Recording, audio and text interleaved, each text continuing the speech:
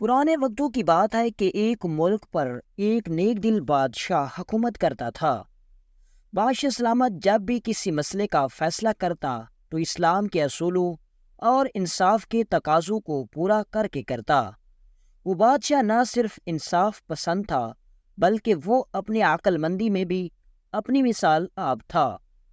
وہ بادشاہ سلامت بہت سی جنگوں میں اپنے غداروں کو اپنی بہترین حکمت عملی کے ذریعے اس طرح شکست دیتا کہ بڑے بڑے جنگجو اس کے سامنے لڑکھڑا جاتے۔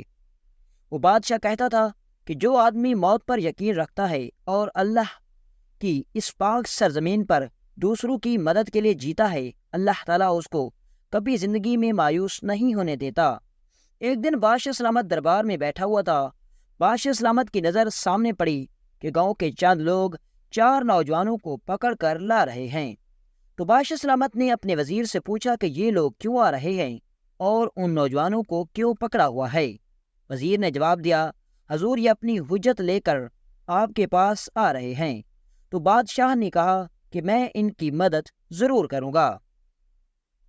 گاؤں والے دربار میں حاضر ہوئے تو ان میں ایک بزرگ بولا، بادشاہ سلامت، میری ایک خوبصورت اور حسین و جمیل بیٹی تھی۔ گرمی کی وجہ سے وہ ایک نہر کے کنارے نہا رہی تھی۔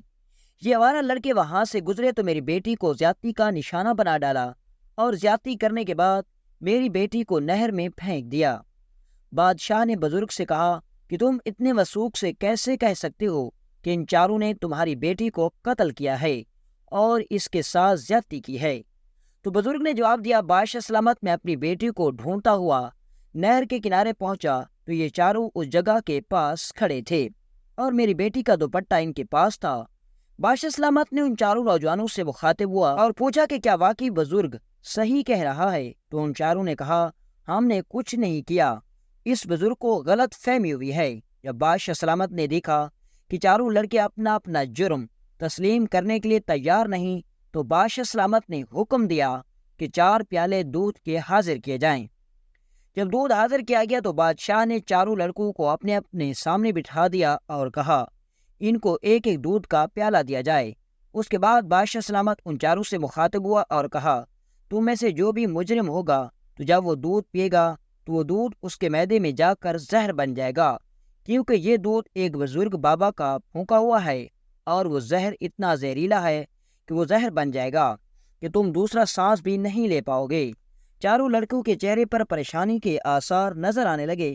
اس کے بعد بادشاہ نے جلاد کو کہا کہ جو لڑکا دودھ پینے میں مزاحمت کرے اس کی گردن اڑا دو۔ اب ان کے پاس یا تو اب دودھ پینا تھا یا گردن تان سے جدا کرانی تھی۔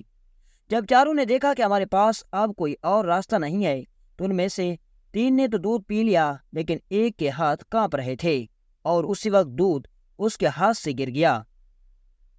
تمام گوالے اور دربار میں موجود درباری بڑے حیران ہوئے کہ بادشاہ سلامت اس دودھ سے کیسے ثابت کرے گا کہ ان چاروں میں کون مجرم ہے۔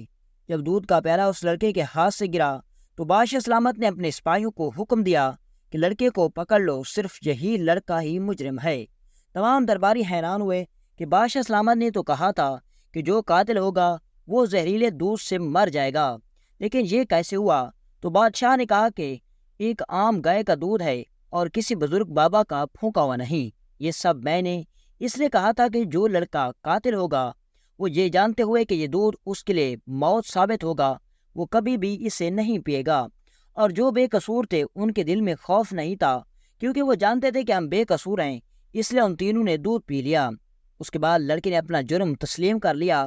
اس کے بعد بادشاہ سلامت نے پوچھا کہ حقیقت میں کیا ہوا تھا، تو اس نے بتایا کہ اس بزرگ کی بیٹی نہر کے قریب نہا رہی تھی۔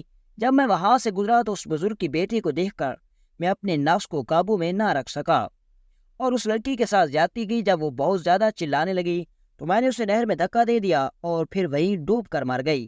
لڑکی کی چیخ سن کر یہ تینوں بھاگتے ہوئے آئے، لیکن میں نے ان کو کہا کہ ایک لڑکی ڈوب رہی تھی اور مدد کے لیے پکار رہی تھی، لیکن تمہارے آنے میں دیر ہو گئی اور اس لڑکی کا دوپٹہ میرے ہاتھ میں رہ گیا تھا۔ یہ سب سن کر بادشاہ سلامت نے اس لڑکے کو پھانسی کا حکم دے دیا، اور پھر اس کے بعد اس بزرگ نے کہا، بادشاہ سلامت، جب تک آپ جیسے حاکم اس دنیا میں زندہ ہیں کوئی بھی غریب نہیں ہے۔